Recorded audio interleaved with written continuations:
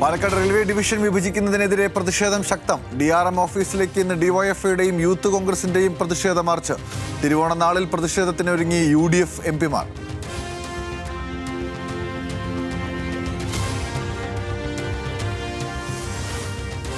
ഇന്നും നാളെയും സംസ്ഥാനത്ത് ഇടിയോടുകൂടിയ മഴയ്ക്ക് സാധ്യത എന്ന് കാലാവസ്ഥാ വകുപ്പ്. 8 ജില്ലകളിൽ യെല്ലോ അലർട്ട്. കള്ളക്കടൽ പ്രതിഭാസത്തിന് സാധ്യത.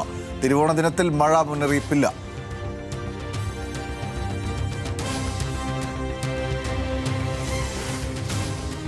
കേരള മിനി ഉത്സവലഹരിയിലേക്ക്. സംസ്ഥാന സർക്കാരിന്റെ ഓണം വാരാഘോഷത്തിന് ഇന്ന് തിരുവനന്തപുരത്ത് തുടക്കം. നിശാഗന്ധിയും കനകക്കുന്നും അടക്കം 30-ലധികം വേദികളിൽ വൈവിധ്യമാർന്ന കലാവിരുന്നുകൾ.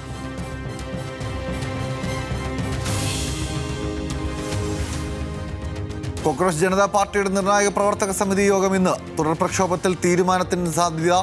കേന്ദ്ര സർക്കാർ ഉറപ്പുകൾ പാലിച്ചില്ലെന്ന വികാരം CJP-യിൽ ശക്തം. ജന്തർ മന്തർ മാതൃകയിൽ വീണ്ടും സമരമെന്ന് സൂചന.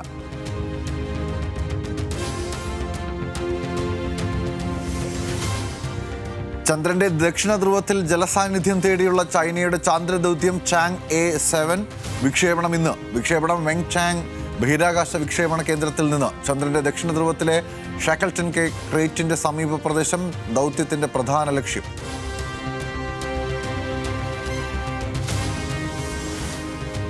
ശ്രീലങ്കയ്ക്കെതിരായ 2ാം ടെസ്റ്റിൽ കൂറ്റൻ സ്കോർ ലക്ഷ്യമിട്ട് ഇന്ത്യ. 2ാം ദിനം 5-ന് 300 റൺസ് എന്ന നിലയിൽ ബാറ്റിംഗ് പുനരാരംഭിക്കും.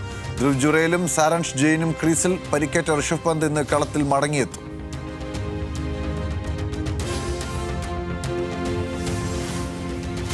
പാകിസ്ഥാൻ മുൻ നായകൻ ഇമ്രാൻഖാന് പിന്തുണയുമായി ക്രിക്കറ്റ് ലോകം. മാനുഷിക പരിഗണന ഉറപ്പാക്കണമെന്നാവശ്യപ്പെട്ട് മുൻ നായകന്മാർ രംഗത്ത്. പാക് പ്രധാനമന്ത്രി ഷഹബാസ് ഷെരീഫിന് കത്തെഴുതിയത് കപിൽ ദേവും സുനിൽ ഗവാസ്കറും അടക്കം 21 ഇതിഹാസങ്ങൾ.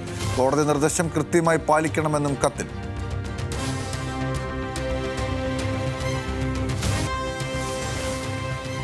പുതിയ സീസണിലെ ആദ്യ അംഗത്തിൽ സ്പാനിഷ് ലീഗിൽ ഗോൾ മഴ തീർത്ത ബാഴ്സലോണ. എൽച്ചയെ തകർത്തത് എതിരില്ലാത്ത 5 ഗോളിന്. ഫ്രഞ്ച് ലീഗിൽ PSG-ക്ക് സമനിലയോടെ തുടക്കം. പ്രീമിയർ ലീഗിൽ മാഞ്ചസ്റ്റർ സിറ്റിക്കും ജയത്തുടക്കം. ലിവർപൂളിന് സമനില.